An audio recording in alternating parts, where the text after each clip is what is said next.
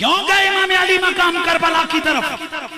बुनियादी तौर पर इमाम अली मकाम का कयाम उस बदबख्त जालिम यजीद पलीद के खिलाफ था, जो मां और बेटियों के साथ निकाह की इजाजत दे रहा था, जो शराब पी भी रहा था, शराब की इल्लत को भी बयान कर रहा था, जो तस्वीर मोमिनाना थी, अंदर सारा कुफ्र भरा हुआ था।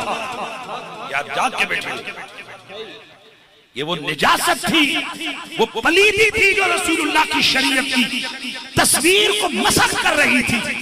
अब वक्त आन पहुंचा कि इस बातिल और पलीद हाथ को रोका जाए जो तस्वीरें दीन मोहम्मद को धुंधला कर रहा है और तस्वीरें दीन मोहम्मद को बिगाड़ रहा है।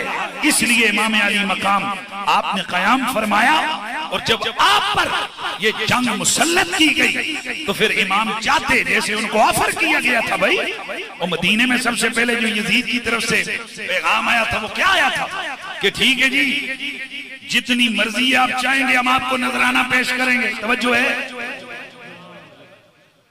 आपके किसी दीन के मसले में हम आपको नहीं छेड़े, जो मर्जी ने करो, पैसे साढ़े को ले आओ, पर जो गंद मंद असीं करने हैं सानू डकना नहीं है।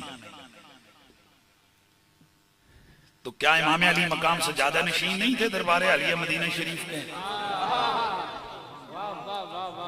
भाई दरबार आलिया मदीना शरीफ का से ज्यादा नशीन है।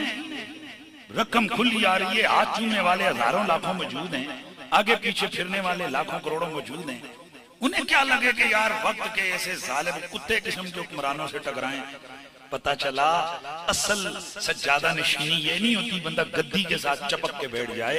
असल सज्जादा नशीनी ये है कि जिस दीन के नाम पर इज्जत मिली है उस दीन पे जब हरफ आने लगे फिर बंदा इस तरह खड़ा हो कि न 70 साल का हबीब इब्न मुजाहिर देखे और न 6 महीने का अली असगर देखे।